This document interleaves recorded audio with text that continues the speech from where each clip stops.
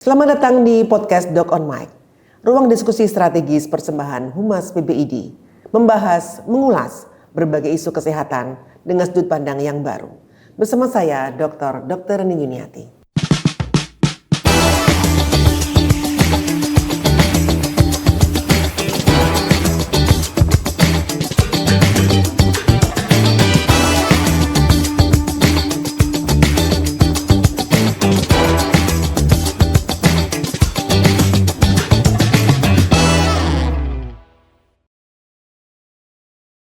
Belum lama ini kita mendengar kasus pelecehan oleh mahasiswa PPDS di RSHS Bandung, Jawa Barat.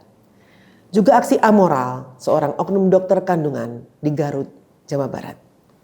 Di balik setiap kasus dokter yang viral, ada pertanyaan besar. Apakah ia melanggar hukum atau hanya etik? Apa yang membedakan? Dan bagaimana profesi kedokteran menjaga integritasnya di tengah kesorotan publik sekarang ini? Kita akan membedahnya bersama Dr. Wawang Sukarya, spesialis obstetrik ginekologi konsultan, MARS, MHKes, Ketua Majelis Kehormatan Etik Kedokteran PPID. Selamat datang di podcast kami, Dok. Bagaimana kabarnya? Baik, alhamdulillah. Assalamualaikum warahmatullahi wabarakatuh. Waalaikumsalam warahmatullahi wabarakatuh. Alhamdulillah. Dok, banyak masyarakat dan bahkan dokter muda yang masih rancu membedakan antara pelanggaran etik atau disiplin dan hukum. Apakah bisa dijelaskan, Dok, perbedaannya di antara ketiganya? Baik, memang 3 faktor itu beririsan sebetulnya ya. Jadi etik, hukum, dan disiplin. Jadi kalau sebenarnya semuanya itu sama, tujuannya adalah agar masyarakat tertib ya. Bayangkan kalau tidak ada hukum, tidak ada etik ya, untuk profesi tambah disiplin profesi dan sebagainya, kita akan semau-maunya ya. Tapi itu ada perbedaannya, tujuannya sama tadi ya. Perbedaannya kalau hukum itu yang membuatnya itu adalah ahli-ahli atau pakar-pakar dari hukum, biasanya dari penguasa gitu. Jadi oleh pemerintah dalam hal ini. Tapi kalau etik itu pakar-pakarnya itu dari senior-senior. Dari senior-senior dari dokter, dalam hal ini karena kita bicara mengenai profesi dokter, dari dokter, guru besar dan sebagainya. Ada 2 beda itu. Perbedaan lain adalah kalau etik itu hanya berlaku buat anggota. Jadi kalau bukan misalnya dia bukan anggota Ikatan Dokter Indonesia tidak berlaku, karena kan etik itu disetujui oleh muktamar ketika sudah disepakati oleh muktamar menjadi pedoman kita yang harus dipatuhi. Di situ ada hak dan kewajiban ya, ada yang boleh dilakukan dan ada yang tidak boleh dilakukan, ada yang gitu. Kemudian kalau hukum itu tadi dibentuk oleh itu dan berlaku untuk masyarakat semua, termasuk dokter. Nah, nanti sanksinya juga beda tuh.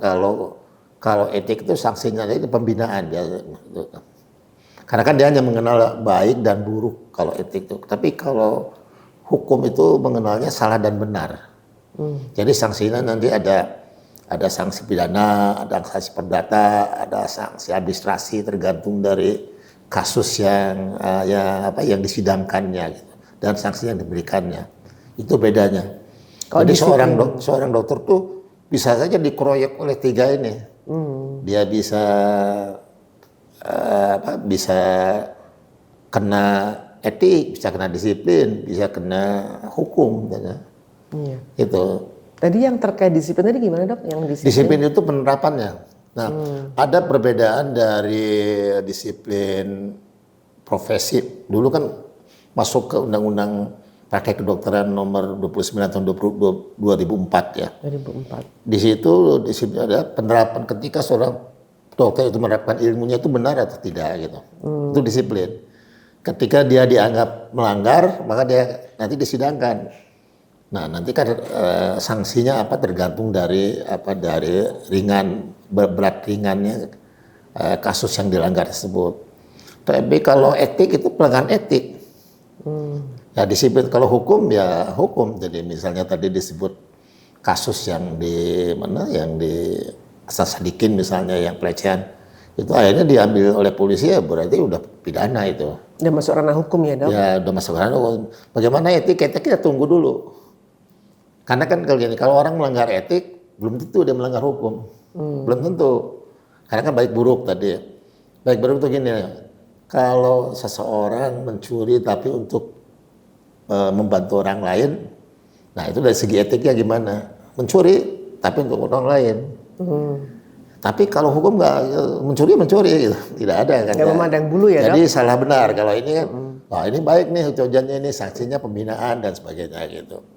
Kalau disiplin itu sanksinya disiplin yang Undang-Undang Praktek Kedokteran Nomor 29 Tahun 2000 agak berbeda dengan yang Sekarang di Undang-Undang Nomor 17 Tahun 2023. Kalau di situ etik tuh masuk ke situ juga tuh. Kalau yang di MKDK tidak, hanya dia penerapannya bagaimana. Kalau di sini dia harus memenuhi standar profesi, harus memenuhi standar pelayanan medik, harus memenuhi SOP dan memenuhi etis. Jadi diborong tuh.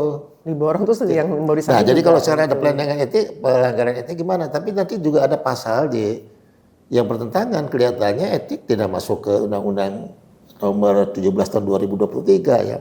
Jadi itu memang ada agak berbeda gitu. Ada kesenjangan ya. Kalau dulu tetap MPDKI ya penerapan ini aja, penerapan keilmuan saja. Apakah artinya etik, disiplin, dan hukum itu merupakan 3 tiang penyangga profesi kedokteran? Iya betul.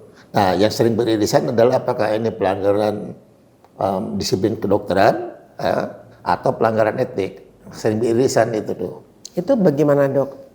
Prosedur yang akan ditempuh apabila terjadi pengaduan terkait etika? Jadi kalau misalnya dia disiplin? mengadunya ke MKDKI dulu ya, kalau MKDKI.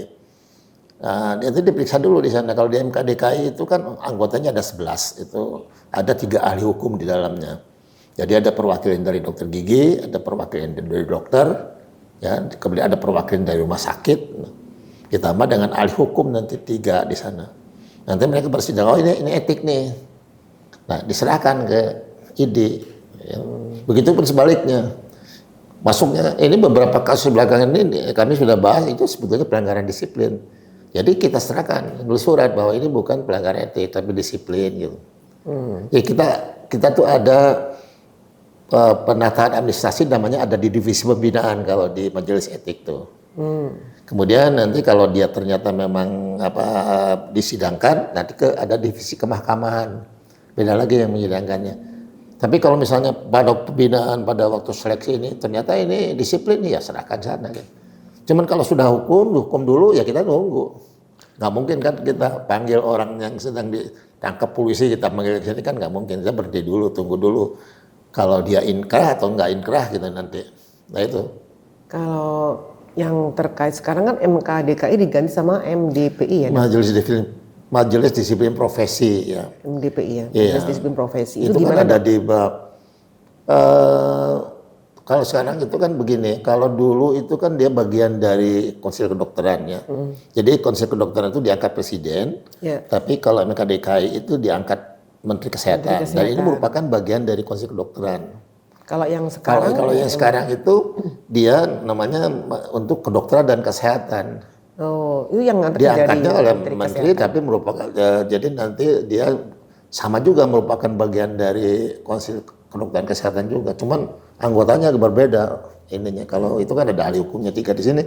Di sini di yang baru itu tidak disebutkan ada ahli hukumnya dan sebagainya, tidak. Rata semua itu personal dari MDPI itu ya, Dok? Ya, Majelis Disiplin Profesi namanya. Iya, iya. Nah, tapi cuma di situ ada ada diktumnya kan salah ini.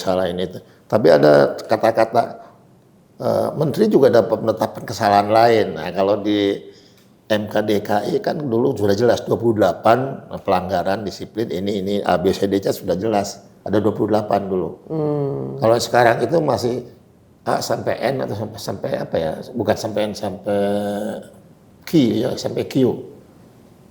Kemudian ada juga dan pelanggaran lain yang ditetapkan oleh menteri. Nah, itu dia tuh bersayap kan. Iya, Dok. Semoga nanti segera selesai, Dok, sayapnya. Iya, bersayap. Itu berbahaya bersayap Iya. begitu. Dan kalau pelanggaran etik itu berujung pada dampak yang sangat fatal, sejauh mana hukum bisa ikut campur, Dok? Apakah ada batasnya? Jadi sebetulnya kalau ada orang melanggar etik tadi belum tentu dia melanggar hukum kan. Iya. Sebetulnya sanksi etik tidak bisa dipakai dasar untuk hukum. Tidak bisa. Jadi pelanggaran etik kan, etik itu kan profesi. Iya. Jadi tapi sering sekali penyidik atau pengadilan meminta mana ini sanksi etiknya gitu kan. Pernah juga ya dok? Iya, itu sering terjadi. Sering Tapi terjadi. sebetulnya sanksi etik kan hanya pembinaan kan, bisa ringan, sedang dan berat kan, gitu. Tapi kalau itu nggak bisa dipakai itu. Nah, di Majelis Disiplin Profesi sekarang juga dikatakan hukum kalau itu dibawa ke ranah hukum harus ada rekomendasi dari MDP dulu gitu. Oh.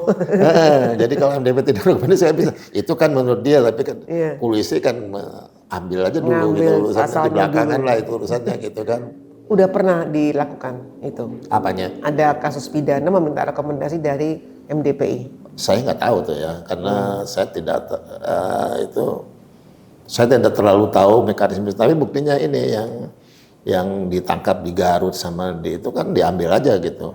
Sama polisi? Ya, apakah itu nanti ada di Majelis Disiplin Profesi, kemudian anestesi yang di Semarang juga kan. Nah, kalau udah kasus hukum, jadi padahal di undang-undang saya katakan menjadi hukum kalau ada rekomendasi dari MDP, dari Majelis Disiplin Profesi. Iya, jadi kalau terkena kasus etik itu apakah ada pendampingan dok? Ada, jadi gini, kalau orang dipanggil untuk disidangkan etik, nanti mereka didampingi HP2A, Badan Pembelaan Hukum dan Pembelaan Anggota yang ID itu. Jadi PHP2A itu sepanjang dia anggota ID, dia berhak mendapatkan pendampingan. Ya. Itu berbiaya atau tidak dok? Tidak. Tidak berbiaya ya? Tidak. Kalau di MKDK di NDP saya tidak tahu ya. Tapi kalau di sini tidak berbiaya. Nah, jadi kalau itu masalah etik ya dok ya. Nanti kalau masalah pidana, apakah juga PHP2A juga mendampingi mungkin dokter? Itu kan hanya untuk saya juga pernah mendapat begitu. Harusnya kan PHP2A tuh kalau ada tuntutan itu dia dampingi. Tapi kan kalau di pidana itu tergantung dia mau dibela oleh siapa, gimana. Yang beracara siapa? Bagaimana yang diadukannya kan. Iya. Saya mau didampingi oleh ini pengacara. Menunjukkan resminya. Ya kan sekarang sudah banyak dokter yang dia SH gitu, dia juga mempunyai license pengacara juga. Nah tapi nanti di dalam etik itu ada begini, kalau misalnya seorang dokter menuntut dokter yang lain, nah itu kita di dalam etik tidak boleh tuh. Jadi kan dokter A menuntut dokter B, nanti ini di dalam pengacaranya dokter juga gitu. Nah itu kita bilang tidak boleh karena dia ada konflik kepentingan begitu. Jadi kalau antar dokter berkonflik itu tidak diperbolehkan pendampingannya. Ya tapi secara etik tidak dibolehkan gitu. Nggak diperbolehkan. Ya. Ya dok. Karena nanti ada konflik kepentingan, dokter menuntut dokter didampingi oleh ini yang dokter juga kan, kebayang yang pengacara gitu. Jadi sebaiknya bukanlah supaya ada fairness ya, ada insight yang bisa diambil di situ ya dok. Walaupun mungkin dari persidangan ataupun dari itu memperbolehkan kalau memang saling persidangan nanti kan dia minta saksi ahli biasanya. Begitupun di etik. Ketika seorang disidangkan etik, misalnya dia kasusnya penyakit dalam, kita biasanya panggil minta ke Dewan ke Perhimpunan Penyakit Dalamnya, minta saksi ahli gitu, yang mendampingi dia gitu. Bisa meringankan, bisa memberatkan. Iya. Supaya dia ada pendampingan kan sebetulnya gini loh, kalau ada kasus seharusnya kan diselesaikan dulu Dewan Etik Perhimpunan, yang lebih baik itu kan begitu. Dewan Etik Perhimpunan. Perhimpunannya. Di tingkat pusat kan ada ya. Iya. Kenapa? Supaya mereka masih homogen kan. Jadi, tapi ini kan kalau homogen begini dia objektif tidak. Nah itu masalahnya kan. Nah, kalau mereka ragu-ragu atau mereka ada pakeu atau tidak sanggup, baru dirujuk ke MKEK. Sekarang namanya MKEK PBI di MKEK pusat sekarang gitu. Kalau polisi kan ada propam itu ya dok ya. Kalau polisi kan ada propam. Ya. Di kedokteran jadi, kan ada. Ya, jadi begitupun di wilayah, di cabang. Di cabang ada kasus, dia tidak sanggup ke di wilayah tidak sanggup ke pengurus pusat. Jadi sebetulnya pelanggaran etik tidak perlu semua oleh pengurus pusat ya. Bisa di Karena cabang maupun di bisa wilayah, di cabang wilayah atau di dewan perhimpunan. Berarti emang pembekalan MKK juga sudah bagus selama ini, sudah sampai ke cabang. Harusnya, nah itu makanya salah satu program dari Majelis Etik sekarang ada mensosialisasikan terus masalah etik ini. Belum tentu tahu loh. Iya. Kita anggapnya sudah tahu kan. Ya, mesti Belum ada tentu. ada seperti evaluasi gitu ya, Dok ya. Dari Tapi kalau saya menganjurkan diselesaikan di cabang. perhimpunan atau kalau perhimpunan itu kan sekarang kita sedang atau coba kalau perhimpunan mengadakan itu yang ada wakil dari di wilayah yang di situ. Ya kan sebetulnya perhimpunan itu kan dengan kalau perhimpunan ada masalah kan dirujuknya ke pusat. Iya. Begitupun wilayah ada ini kan dirujuknya ke pusat. Jadi mereka itu sebetulnya satu level gitu. Harusnya begitu ada sidang itu ada aja dari di wilayah supaya tidak bolak-balik lah orangnya gitu kan. Iya, ya, Dok. Belakangan ini muncul banyak ini ya, kasus-kasus yang namanya trial by the pers, di mana misalnya ada unggahan di media diduga dokter ini, dan itu kan menyebabkan reputasi dokter itu hancur, Dok. Itu bagaimana memperkuat sistem etik dan pembelaan profesi agar tetap berimbang? Ya kita harus ingatkan terus-menerus, cuman masalahnya sekarang kan masalah dulu ya itu kan ada undang-undang yang sekarang itu jadi orang kan boleh jadi orang itu boleh bukan menjadi anggota ID loh sekarang itu. Iya. Kalau sekarang misalnya dia oleh ID ditetapkan ada pelanggaran etik, keluar aja pindah ke Iya, yang bukan karena ID. tadi kan karena, Iya kan? karena anggota kan, Dok. Iya, Ya? karena kan etik itu hanya berlaku untuk anggota, kan. Yang Iya, iya. menjadi pedoman-pedomannya juga harus dipatuhi oleh anggota ya. Tapi sekarang bisa dikasih pelanggaran berat dicabut misalnya rekomendasi itu ini pindah aja kan nih. Nah itu yang bikin susah. Makanya memang harus satu organisasi profesi, begitupun kolegium harus, kan kolegium itu adalah pengampu cabang ilmu sebetulnya. Dia nempel yang dibentuk oleh organisasi profesi. Jadi organisasi profesi membentuk kolegium kan. Harusnya begitu. Jadi, tapi dengan sekarang ada kerancuan tuh. Ya tapi walaupun begitu ya kita harus terus-menerus sosialisasikan. Terutama yang beriklan itu, walaupun kita sudah ada fatwanya tentang iklan itu. Ya hanya untuk iklan yang boleh itu hanya untuk layanan masyarakat gitu. Kalau untuk yang lain-lain tidak boleh. Gitu. Batasnya layanan masyarakat tuh bagaimana? Misalnya gini, pengobatan obat TBC dapat diobati dengan ini, tapi generik ya. Nah gitu. Harus misalnya obat penyakit TBC datanglah ke dokter nanti diberi obat. Nah, gitu. Itu boleh tuh kalau kayak gitu. Jadi tapi tidak boleh edukasi ya, Dok ya. Ya? Edukasi, jadi sifatnya di layanan masyarakat, jadi berguna untuk masyarakat. Dia boleh pakai dokter dan sebagainya, tapi kalau untuk sendiri tidak, baju putih nggak boleh, stetoskop nggak boleh, nama dokter nggak boleh. Kan sekarang banyak sih, Dok, yang endorse ataupun live di berbagai platform digital itu, bagaimana, Dok, itu?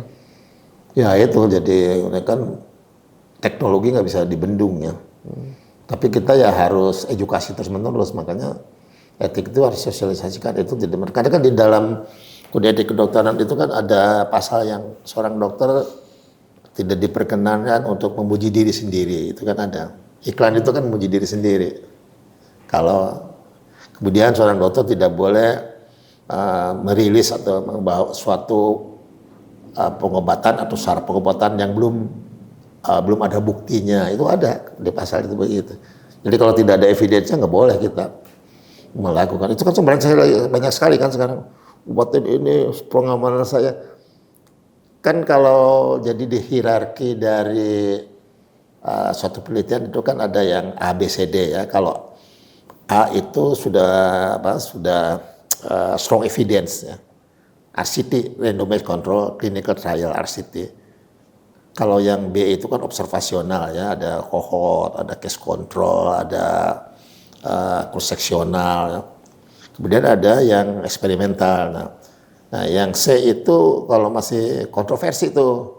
Yang C ini Bisa penelitian nggak? di Eropa ini boleh misalnya di Amerika tidak mau misalnya mengenai studi hormon itu loh ya yang untuk wanita menopause. Amerika dengan Eropa kan berbeda pandangannya. Masih banyak kontroversi. Nah itu diteliti lagi oleh kita. Ya. Kemudian tapi yang D ini yang nggak boleh tuh, jadi hanya opini aja.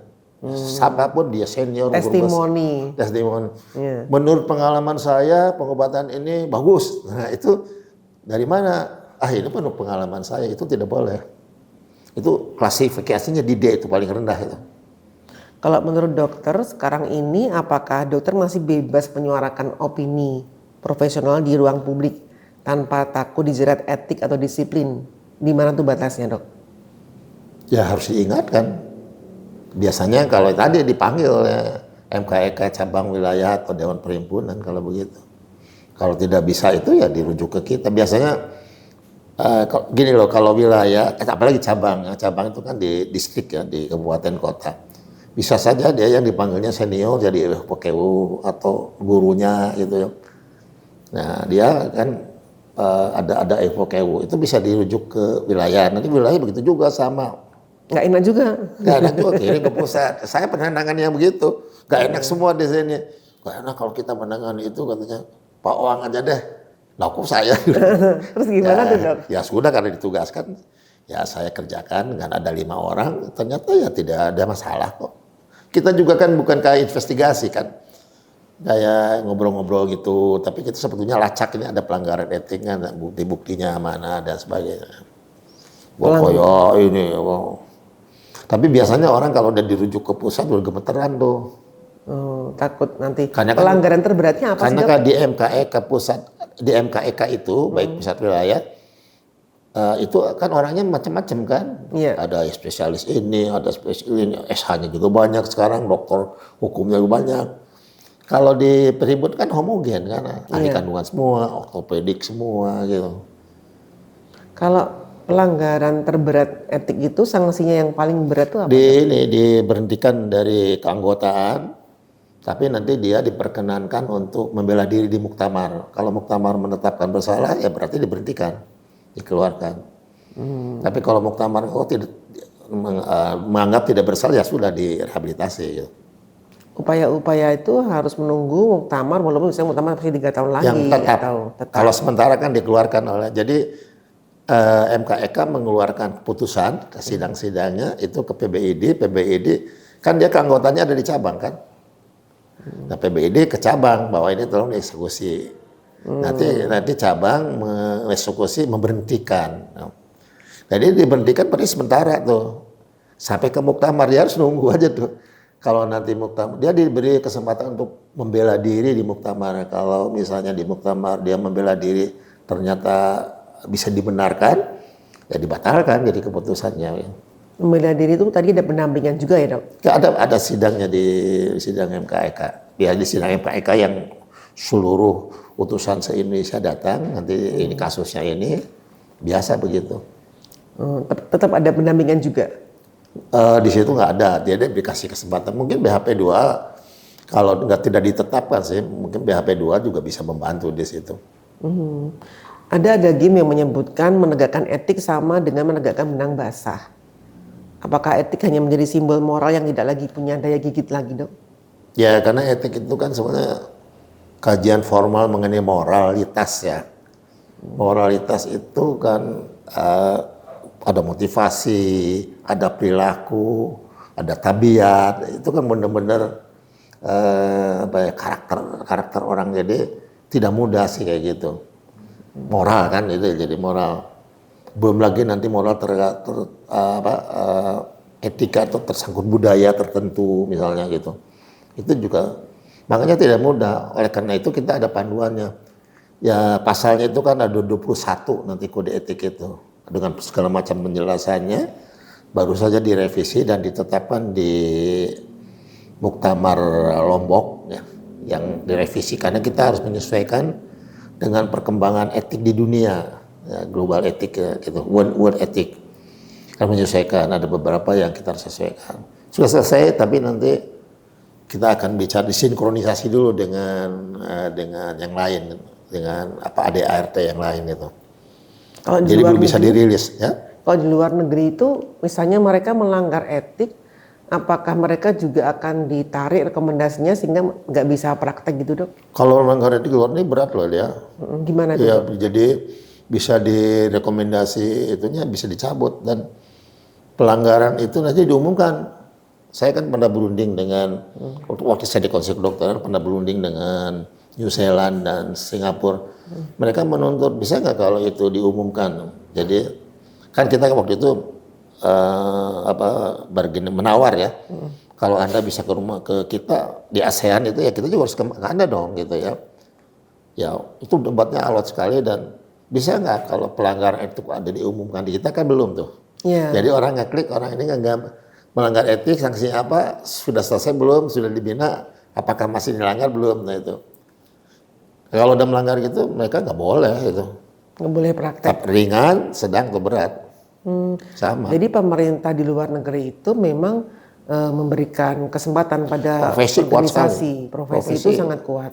Profesi kuat orang biasanya tidak berani tapi kan pengecualian sih ada saja ya tapi pada umumnya mereka tidak berani melanggar etik begitu.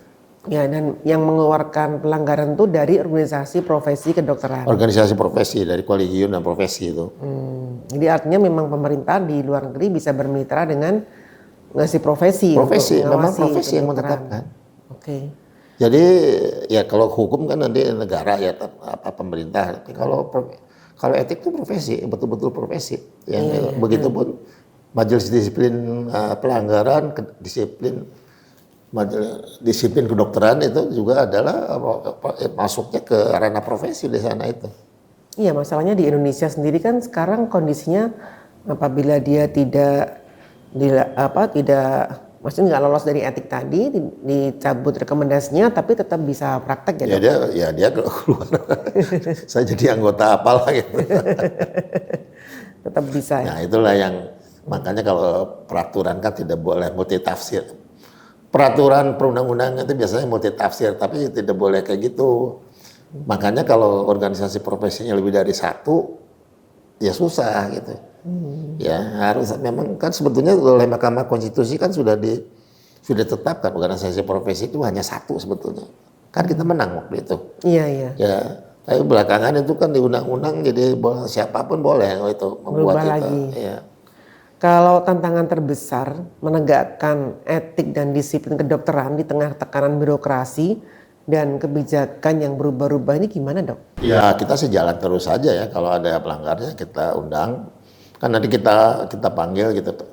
Yang mengadukannya, yang diadukannya. Yang mengadukannya kan ada syaratnya KTP, yang diadukannya siapa dan sebagainya. Nanti diundang kalau 3 kali mereka diundang misalnya yang mengadukannya diundang 3 kali nggak datang ya sudah berhenti berarti. Tapi kalau yang teradunya dokternya yang teradunya tidak datang misalnya seorang diadukan gitu. Dia 3 kali nggak datang, keempat jalan terus dianggap hadir gitu. Prosesnya jalan terus. Jalan terus kalau yang teradunya. Kalau yang mengadukannya 3 kali tidak datang ya berarti batal gitu. Batal demi hukum, batal demi etik gitu. Batal demi etik. Demi peraturan etik ya. Iya. Apa imbauan terhadap masyarakat ketika mendengar atau membaca kabar tentang dokter yang sedang terlibat kasus? Kasus apa misalnya? Yang seperti kemarin dok, kasus di RSHS. Ya kan citra kita tuh tamparan ya itu buat profesi kedokteran kan sebetulnya tamparan ya. Sebetulnya begini, itu kan sebetulnya ya itu mungkin ada kelainan kali ya. Ini maaf kalau salah tapi kan seseorang itu tidak mungkin ya contohnya yang misalnya USG ya. Yang Objin itu dong. Iya di Jawa Barat. Objin kan USG itu saya kan kebetulan juga memang foto maternal jadi USG itu mainannya saya lah kanan. Yang satu itu kan di alat sebetulnya mengatur alat, gain apa. Nggak sengaja gitu ya. Kalau ini yang ininya kesini. Ya jelas itu ya itu sangat tidak etika, sangat tidak beretika ya karena pelecehan semacam itu kan ada pasalnya. Seorang dokter wajib menghormati ya tidak hanya mengawetkan sejawatnya, tenaga kesehatan dan masyarakat dan pasien yang ditangani itu harus dihargai, harus dihormati. Tidak boleh itu kayak gitu. Nah, Masalahnya itu kejadian lebih dari sekali katanya ya, mungkin ada kelainan. Nah, dan hal ini sebetulnya bisa dicegah karena kan kalau masuk ke dokter sebetulnya ada penapisan, tidak hanya nilai akademik kan. Masuk ke dokter itu kan ada tes psikologi atau MMPI. Penyimpangan seksual Ya, itu itu kan munculnya setelah dia lulus, Dok. Gimana? saya jadi mestinya kan dari awal kan kalau ada penyimpangan gitu kan sempat terdeteksi ya. Iya, Tapi saya juga pernah tanya kepada bisa nggak sih itu dalam perjalanan lingkungan berubah. merubah hasil MPBI? Bisa, tapi menurut saya kalau tidak ada kan kalau itu ada dalam diri orang itu kan kelemahan. Misalnya kanker ya, itu kan tidak bisa diturunkan kankernya, tapi yang diturunkan itu kelemahannya. Orang itu mempunyai kelemahan terhadap kanker itu gitu. Nah ini juga sama mungkin pada waktu itu lagi nggak jadi tiba-tiba dalam perjalanan ada tekanan kan kalau sekolah spesialis yang tekanannya kan tinggi ya harus begitu karena yang ditangani orang nanti gimana kalau kalau ecek-ecek begitu. Nah begitu tekanan orang tuh ada yang kena trigger muncul tuh. Kadang kan dokter gengsi ya, Dok, kalau misalnya ada masalah dia mau curhat kemana. Nah kalau di kita sendiri sebenarnya ini mau curhat kemana nih dokter-dokter yang selama ini ada masalah supaya nggak muncul penyimpangan-penyimpangan yang sudah. Ya harus pemantauannya berkala katanya, harusnya berkala. Ya saya nggak tahu berapa apa. Kan ada kan gini psikotes ya, psikotes itu kan tidak bisa mendeteksi patologi kan. Kecurigaan patologi. Psikotes itu kan melihat orang itu ceroboh tidak, teliti tidak, bagaimana berkomunikasi, bagaimana berrelasi dengan temannya, bagaimana daya tahannya kan gitu kan. Nah tapi kalau dia ada curiga dan ada kelainan, ke psikiater tuh, MMPI. MMPI keluar patologi itu. Jadi memang sebaiknya para rekan-rekan dokter itu apabila memang merasa tidak ada gangguan segera periksa ya, Dok. Harusnya, tapi kan gengsi tadi ya. Ya, ya. Nah sebetulnya bisa dengan peraturan dari bagiannya ya. Kan kalau mau masuk spesialis tuh penyaringannya udah ketat loh. Iya, cuma mungkin muncul manifestnya Ya, setelah dia oleh karena itu lulus memang, gitu. memang wajar juga sih kalau ada anjuran dilakukan secara berkala gitu. Iya. Wajar lah. Karena tadi ada tekanan tadi. Seseorang itu kan bisa muncul kalau tekanannya tinggi kan bisa saja kan kayak gitu. Cuma dia nggak tahu bagaimana melompat keluar dari jendela itu gitu, Dok. Ya harusnya tidak demikian ya. Tapi kadang-kadang kan kita kalau memeriksakan ke psikolog, psikiater kan konotasinya kan negatif. Sebetulnya kalau untuk kebaikan dia. Kalau saya lihat film-film di luar ya, itu saya kan suka melihat film detektif. Kalau ada masalah dia harus konsultasi. Kan malu kan, Dok. Dengan apa? Karena dia konsulnya sama teman sejawatnya gitu loh, Dok. Iya makanya harus konsultasi dengan bukan yang harus konsultasi ya dengan konsultan yang sudah ditunjuk. Ya itu, makanya kan sejawatnya dong samanya. Atau pindah universitas atau pindah rumah sakit. Misalnya di Bandung, di Jakarta deh gitu. Masanya kan beliau bekerja di klinik kan, Dok. Maksudnya itu kan nggak ada institusi yang menaungi, saya kan hanya di klinik saja, tidak ada rumah sakit. Praktek swasta. Iya, misalnya hanya swasta saja, Ya, tidak ada yang menaungi gitu, Dok. Nah, ya harusnya dengan kesadaran ya, tapi kan apakah dia menganggap kelainan begitu, mesti ngeraba-raba orang kan, kalau enggak gimana? Kalau dia menganggap, oh saya ada kelainan, ya periksa kan gitu. Dia keenakan kan gitu. Ini, apa pesan dokter untuk dokter-dokter muda supaya nggak tersandung persoalan etik maupun disiplin? Ya kan etik itu kan diajarkan dari mulai pendidikan dokter umum ya. Di saya aja itu tahun kedua itu etik terus sampai dia sarjana. Tapi nanti dia begitu koasisten, nah itu yang terlepas. Nanti dia melihat nanti seniornya kan yang di sana dan senior yang di pembimbing ini saya kira harus mengerti ya, tidak hanya omongan tapi harus dengan perilaku ya, dengan panutan lah gitu ya. Teladan. Ya panutan. Dia kalau ada pelanggaran cepat diingatkan dan sebagainya. Karena kalau dibiarkan itu bisa terus menerus. Saling menjaga ya, Dok ya. Iya kan seseorang itu kan bisa kelihatan pasti ada kabar lah, apalagi di rumah sakit yang melaporkannya perawat lah, pegawai lah, teman sejawat kan bisa saja cepat ditangani, jangan dibiarkan. Jadi harus segera tangani, dan ada deteksi dini juga ya, Dok. Pemeriksaan berkala tadi ya, Dok. Jadi dia kemudian ya semuanya harus mawas diri menurut saya, dan mereka harus juga membaca lah ini yang tidak boleh, mana yang boleh. Terutama sekarang yang ini yang mempromosikan diri itu, aduh, kan bermunculan terus kemudian mengata-ngatai orang lain yang belum tentu benar gitu. Saling menghujat di media Enak sosial. saja gitu, si ini begini gitu. Itu gimana dok? Kayaknya kita menjadi risih ya dok melihat. Ya karena itu kan di dalam etika kan tidak boleh kayak gitu sebetulnya. Apakah para dokter seperti itu sudah dipanggil dok ke sini atau? Gini contohnya ya, itu seorang dokter dikonsultasikan ya A ke B.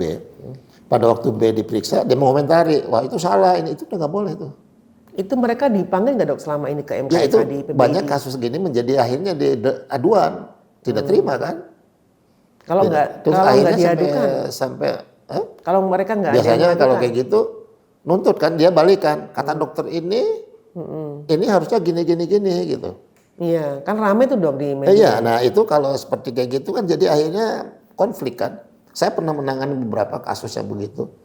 Jadi akhirnya saya panggil orangnya dan saya Anda boleh aja berbeda, tapi tolong jangan mengomentari. Dan itu juga ada di pasal-pasal kode etik, tidak boleh. Penjelasan pasal-pasal itu kan ada yang 21 pasal itu ya. Kalau semua dokter kan hanya 12, sekarang jadi 14. Itu ada bahwa tidak boleh mengomentari begitu. Tidak boleh Mengomentari itu orang lain gitu. Nah, jadi istilahnya dia kayak mengupas borok sendiri. Kalau di luar negeri Belanda yang saya tahu konsultasi itu nanti saya konsultasikan ini dan itu second opinion itu tidak boleh ditolak gitu. Itu hak dari pasien ini. Nanti si dokternya nulis surat, pesan ini kami konsulkan ini dan ini. Datang ke sana, sebelum ke sana dia telepon dulu, ini orangnya gini. Nanti dia periksa, jawab lagi tuh. Menjawab kembali kan? Dijawab bahwa ini orangnya begini dan sebagainya. Atau pendapat Anda udah benar dan sebagainya. Di kita tuh pernah terjadi, saya pernah nangani begini. Dikonsultasikan, udah dia mengeluarkan komentar, jawabannya itu dititipkan ke pasiennya, nggak dilem lagi. Oh, lah terus? Jadi dia buka, ternyata salah diagnosis yang itunya gitu. Wah itu jadi urusan. Akhirnya ke pengadilan ya. Iya, karena itu kan begitu sebetulnya bisa dicegah ya. Karena bisa saja sih diagnosis itu kan bisa saja makanya dia dikonsultasikan karena mungkin meragukan. Iya. Kalau dia pastikan enggak. Dulu dokter-dokter Singapura itu sering mengomentari dokter-dokter kita ya. Akhirnya pada waktu itu saya masih ketua ID Jawa Barat waktu itu dan beberapa itu diundang ke sana. Saya protes, Anda silakan aja mau begitu, tapi tolong jangan mengomentari dokter Indonesia, karena itu di sana menjadi kasus hukum. Dia bilang. Akhirnya berhenti tuh sejak itu tuh, karena kalau di Singapura tuh misalnya orang boleh mempromosikan, misalnya saya paling pandai ini asal bener gitu. Misalnya saya paling jago ini, memang benar kenyataannya itu boleh. Saya bilang kalau Indonesia nggak boleh kayak gitu, tidak boleh memicu diri sendiri. Gitu. Black campaign. Kan kalau dokter kon ada yang unpredictable ya kan kita nggak tahu ya. Ada yang sesuatu yang misalnya emboli air ketuban, misalnya mana ada orang yang tahu emboli air ketuban. Stephen Johnson kan kulit ya? Iya. Stephen Johnson yang bisa diduga kan? Nggak juga kan? Nggak juga. Iya. Stephen Johnson syndrome. Nah yang begitu kan nggak bisa didetek kan itu. Iya, jadi memang apalagi di Indonesia kan budaya timur ya dok ya. Iya. Artinya kan harusnya lebih beretika lah dalam hal pergaulan maupun bersikap. Penjelasan pada pasien juga. Di kita kan tidak bisa. Oh Anda ini 3 bulan lagi nih meninggal. Memastikan. Gak bisa. Harus hati-hati sekali ngomongnya ya. Mungkin ini keadaannya sudah berat, tolong didoakan ya kan. Iya. Karena bisa tersinggung. Karena kalau di luar negeri, ya Anda mungkin bisa bertahan 3 bulan lagi lah, gitu nggak apa-apa mereka. Karena makanya ketika Celana bilang di atas 32 dipanggil Allah duluan, itu juga di masalah enak aja gitu. Dari mana dia ngomong kayak gitu? Iya, memang kita harus ngomong. Kalau dia misalnya ngomong, kalau orang yang celananya lebih dari 32 atau 33 itu berisiko ya nggak, memang betul. Berisiko memang berisiko. Tapi jangan tambahin nanti dipanggil Allah duluan. Itu urusan meninggal itu kan bukan urusan kita. Iya. Ya semoga aja kita menjadi semakin beretika. Lahir, mati, rezeki kan bukan urusan kita itu. Iya dok. Jadi memang Indonesia itu butuh sosok yang menjadi contoh ya dok ya. Ya harus bijak di kita Harus itu. bijak. Gayanya juga beda. Iya, apalagi kan memang masalah-masalah sensitif itu memang harus benar-benar tidak boleh terlalu vulgar ataupun. Ya tapi juga jangan memberikan harapan yang tidak mungkin gitu. Iya. Kan kita tidak boleh. Saya obati Anda itu pasti sembuh, itu nggak boleh, karena ada namanya kalau di dalam bahasa hukum itu namanya expanding verbentenis ya. Jadi bukan resultat, bukan hasil, pasti hasil, nggak boleh tuh, dokter tuh nggak boleh. Nggak boleh. Ada expanding, jadi ada upaya. Saya upayakan mengobati Anda dengan kemampuan ilmu saya itu. Kata kuncinya diupaya. Ya, diupayakan. Karena kalau kita bilang pasti sembuh, itu ketika ada yang unpredictable gitu. Untuk manusia kan tidak bisa kita. Banyak faktor yang harus ada ditempuh. faktor lainnya, itu tidak boleh di dalam hukum itu begitu. Jadi namanya expanding verbentenis, yang satunya resultat verbentenis. Jadi gitu, saya akan berupaya sekemampuan saya untuk menolong Anda gitu. Tolong Anda doakan kan gitu kan. Nah ini nih harus menjadi pegangan para dokter-dokter sehingga tidak kepleset. Tidak mungkin lah kita segala macam bisa ditangani. Kan kalau kita di rumah sakit betapa banyaknya kita melihat kasus yang tidak bisa ditangani, kan itu banyak sekali kan. Iya. Banyak sekali ada kasus kita udah kata apa-apa ini harus digunakan gitu. Tapi kan kalau orang datang ke rumah sakit kan maunya sembuh, mana ada orang yang berat. Wah berat ini dalam meninggal kan nggak ada kayak gitu kan. Ada garansi nggak sembuh. Sehingga dokter itu harus bijak menyampaikan itu. Makanya komunikasi itu penting. Nah itu. Dengan bahasa yang sederhana. Iya. Jangan pakai ilmu-ilmu kedokteran, bahasanya nggak ngerti mereka. Dengan bahasa sederhana menjelaskan keadaan dia. Tapi ingat ada pasal juga, jangan sampai melemahkan psikisnya. Psikis. Dan keterangan kita malah membuat dia down gitu, nggak boleh. Tapi juga tidak boleh menjanjikan sesuatu harapan yang berlebihan, tidak boleh. Ini butuh ini ya dok, masukin kurikulum ilmu komunikasi medis. Cuma masalahnya dikerjakan nggak gitu. Nah, makanya perlu banyak ahli-ahli etik, kan sekarang sudah ada kan sekolahnya S2 etik, bioetik ada, etik ada gitu. Kalau bioetik kan lebih luas sebetulnya. Iya. Dok, terima kasih banyak atas penjelasannya.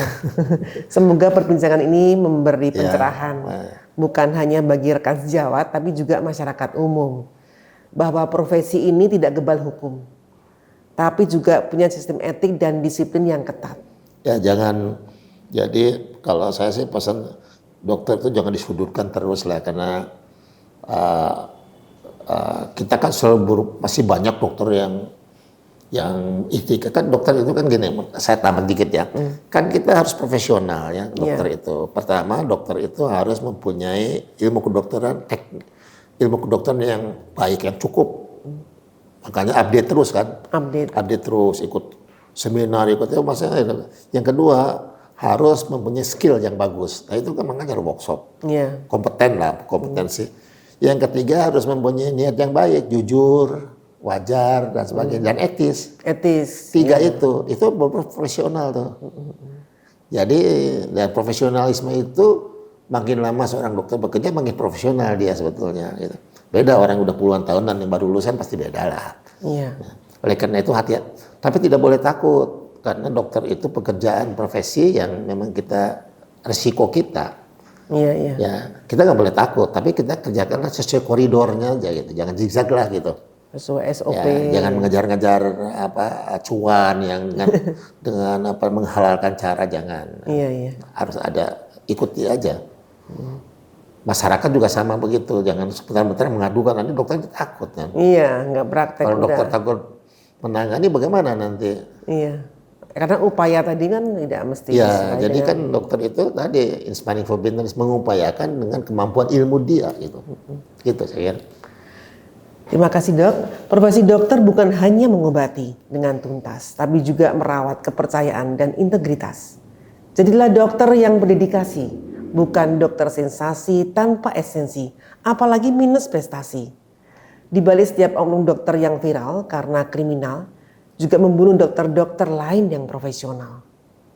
Sekali saja mengabaikan etik, maka hukumannya akan dipetik. Sampai jumpa di episode berikutnya. Jangan lupa subscribe, like, dan share podcast Doc on Mic. rakyat sehat, bangsa kuat, dari IDI untuk negeri.